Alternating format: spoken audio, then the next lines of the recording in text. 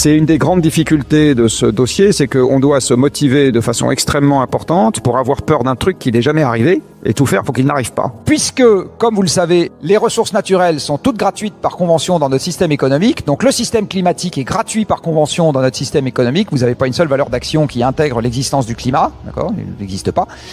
Et comme quand un actif est gratuit, le dommage à un actif, il vaut 0. Donc combien vaut le fait de ficher en l'air le système climatique ? 0. Contracter fortement l'énergie qu'on utilise sans contracter le PIB, c'est juste impossible, parce que c'est les machines qui bossent pour nous. Donc respecter les 2 degrés sans récession, nous n'y arriverons jamais. Alors la bonne nouvelle, c'est que si on ne respecte pas les 2 degrés, on aura une récession de toute façon, parce que l'environnement nous pètera entre les doigts.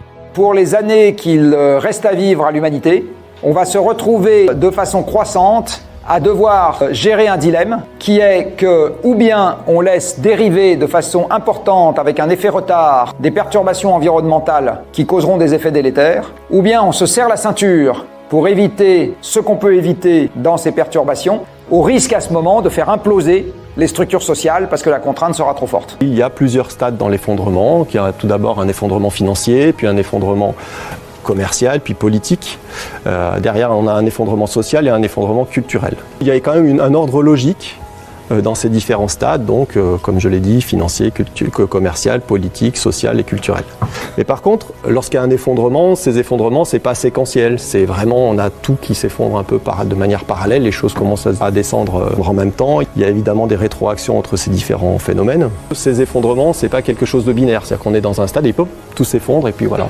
C'est pas binaire, c'est-à-dire qu'il y a plein de stades, il y a plein de niveaux, et quand on est déjà à un certain stade, on peut aller encore plus bas. Jamais on n'arrivera collectivement, politiquement, globalement, à l'échelon de tous les États-nations, à prendre des mesures suffisantes à la hauteur de cette catastrophe. Jamais, on n'y arrivera pas. On est incapable de le faire parce que ça supposerait, par exemple, de diviser par 10 le PIB de la France en 2 ans. Aucune personne n'acceptera ça.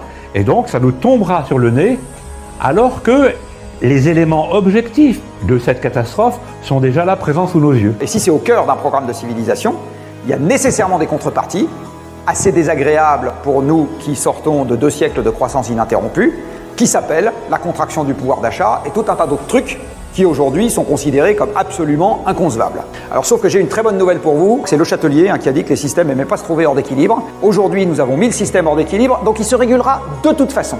Et parce que l'iniquité se sera accrue, la charité du plus grand nombre se refroidira.